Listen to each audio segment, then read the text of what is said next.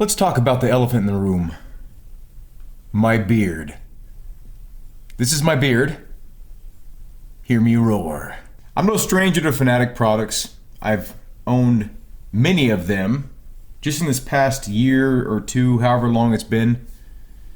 So I feel like I have the right to speak about them. So we're going back to the CSL DD. I've been really thinking about this wheelbase, and I really think it can be a hit. Overall, it's going to be great for the entire community, and I have no doubts about that. So let's talk about the good things about the wheelbase that we know of. The mounting is going to be excellent. Nearly the entire body of the CSL DD is like, it's aluminum profile. Like there's channels built right in, you know, so you're not going to have any difficulties side mounting it, top mounting it, bottom mounting it. You could mount it diagonally. However you want to mount the thing, it's going to work out for you. And on top of that, there is no LCD screen like there is on the DD1 and the DD2. So, meaning you can just mount it in whatever orientation you want. It doesn't matter. Like, you calibrate your wheel to say that's right side up in the middle. That's how the software is going to interpret it. You know, like there's no internal stop mechanism. So the lack of an LCD screen in general, I think, is a good move. I can only tune this wheel with that LCD screen if I have a tuning menu button. And most wheels I know from Fanatec that have a tuning menu button also have an LCD screen, so it's redundant. It's just too small of a screen to be useful. Like when you're driving, like you can maybe glance down and kind of see something, but it's not big enough. Yes, that's a Subi in the background. So yeah, so the fact that they're going to be basically deleting that screen on the CSL DD, I think is a smart move. The carbon shaft here, like a lot of people are talking about this, you know, reducing rotational mass always has great benefits in terms of, like, you know, efficiency and things like that. So if it actually is gonna reduce it significantly and make it to where like the force feedback is more responsive, I'm all for that. And this wheelbase we're talking about could be a great Trojan horse for that technology, and maybe it'll be a standard feature in the future, we don't know. Another great thing, the power button. The DD1 and the DD2 specifically are a pain in the ass to turn on. Not only do you have to reach behind the unit, so if it's tight and you got things mounted all around it, you have to like reach around or reach under, you know, just to find this little tiny button. It's great that they put the power button on the front, and it's a big power button too, so there's no question. It's like, that's the power. Cool. Let's get to the elephant in the room. The thing that's bothering me so much right now.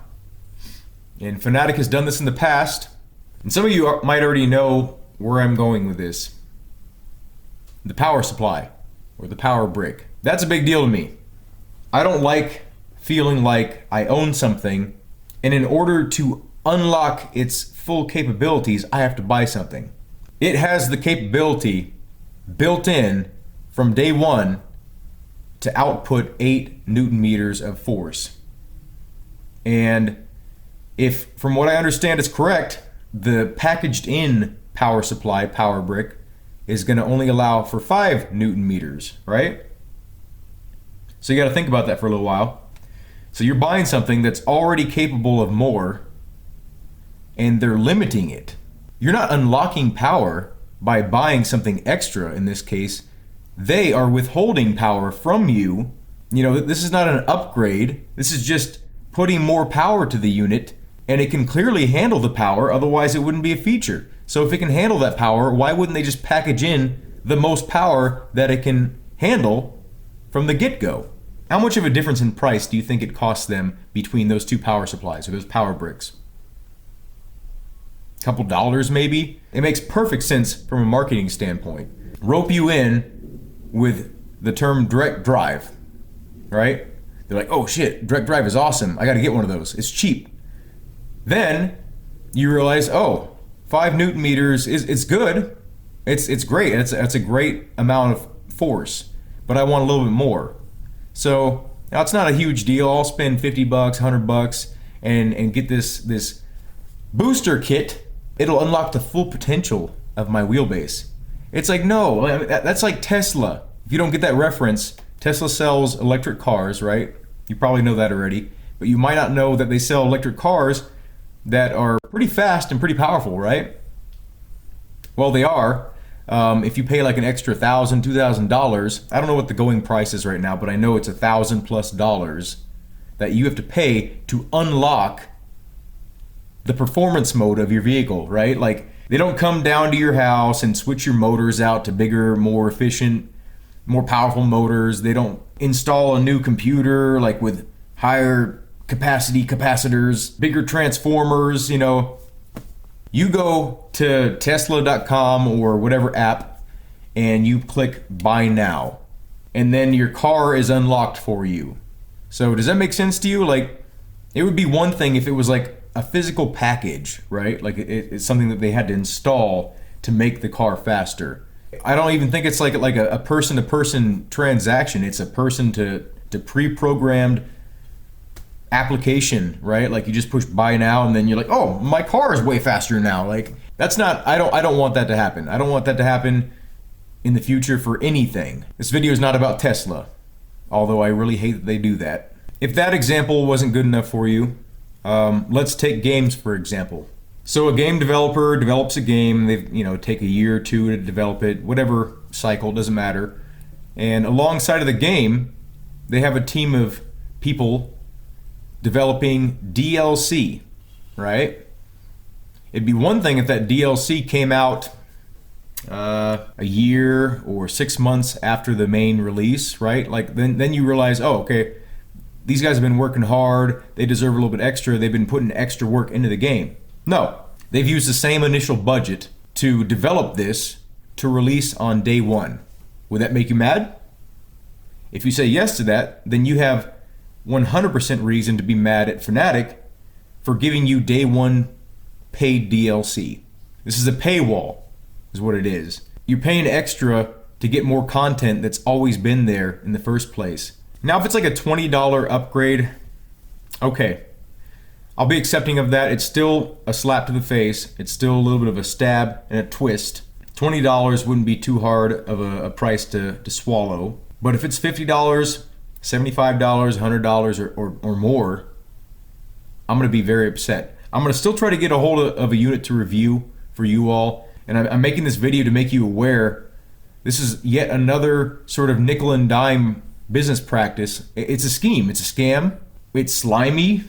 It's sneaky. Any word you want to apply to that that's it's got negative connotations there. Like, yeah, like when I first heard the announcement, I was so excited. I was like, man, Fanatec is really turning it around. Like, they're going to be huge for the industry. They're doing good.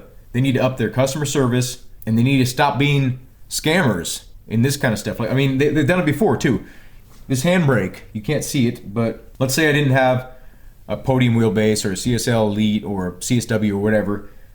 In order to use this handbrake, I have to buy a separate item to make it work. I can't just buy this product and have it work for what I want it to work with. I have to buy a Fanatec to USB conversion cable. This shifter, I wouldn't be able to use this shifter if I didn't have a Fanatec wheelbase. I'd have to buy a Fanatec to USB converter cable. That's not right. Make up money elsewhere. Make it up with volume. They're selling a lot of units right now, right? Be for the customer. They are the ones that support you. They're the ones putting their money in, making it to where it's possible for you to do the things you're doing as a company. I hope you see this video, Fanatec. I hope someone shares this with you. I am calling you out on this. Like, when you release the Fanatec CSL DD, please do not force people to have to buy something else to unlock what's already there. That's not unlocking something. That's withholding something from someone. I figured I'd address this because, I see a lot of videos kind of like only focusing on the good things. They're not like this dream company that wants to help everyone. They want to make money and they want to do it as fast as possible. And they're willing to step on people and step on individuals to get there, right? We should make it to where they don't feel comfortable releasing that wheelbase. It's still like 4 or 5 months out. They're not shipping units out right now. They could easily remove this whole concept of 2 power supplies and just make it an 8 Newton meter wheelbase. If you agree with me, let them know on their social media.